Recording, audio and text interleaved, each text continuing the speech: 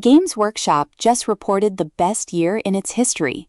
Pre-tax profit rose to a record £275.7 million, beating the company's own guidance by 4%, and revenue climbed 6.8% to £659.7 million. Yet the shares fell 5.5% to 19,100 pence on the day of the announcement. For a FTSE 100 stock posting record numbers, that reaction demands an explanation. The result was not uniformly strong.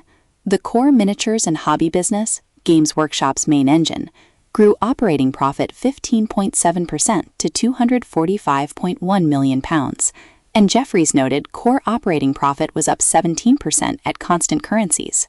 But licensing revenue, mostly video game royalties, dropped 37% to £32.9 million as the boost from last year's Space Marine 2 launch faded, dragging licensing operating profit down from £49.5 million to £29.9 million.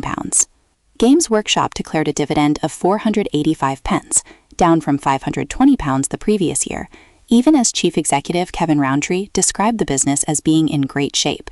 That combination, record core profit but a lower payout and a licensing slowdown, is the first thread investors are pulling on, and it only explains part of the share price move.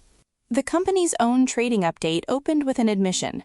"I thought this would be drama-free. How wrong I was." Games Workshop had paid £12 million in U.S. customs charges to keep trading across the Atlantic after Donald Trump's tariffs took effect, then reclaimed £7.8 million of that after the U.S. Supreme Court ruled the original Liberation Day tariffs illegal in February. The refund was not the end of the story. Trump has since reintroduced a fresh round of permanent tariffs, including a 10% duty on UK exports to the US, one of Games Workshop's largest markets. The company now expects to shoulder roughly £13 million in tariff costs over the coming year, more than it clawed back in the refund.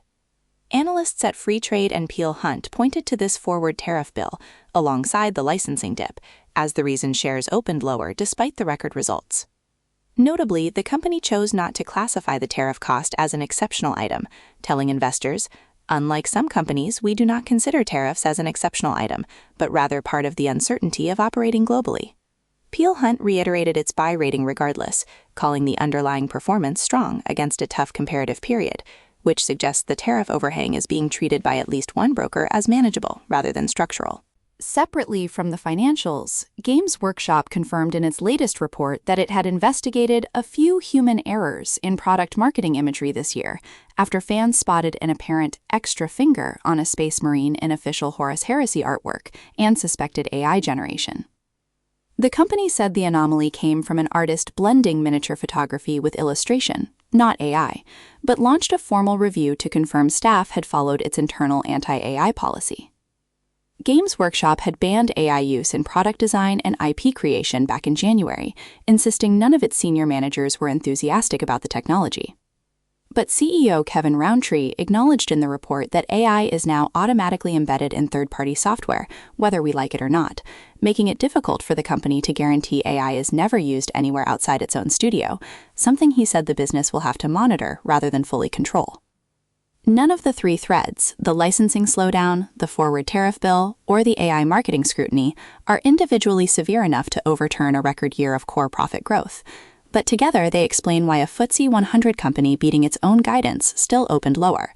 The market is pricing not this year's results, but next year's £13 million tariff cost, and whether the core hobby business can keep compounding once the licensing tailwind and this year's court refund both fade. The next checkpoint is straightforward: whether Games Workshop's full-year guidance for the coming period absorbs that tariff cost without denting the core margin gains Jefferies flagged today.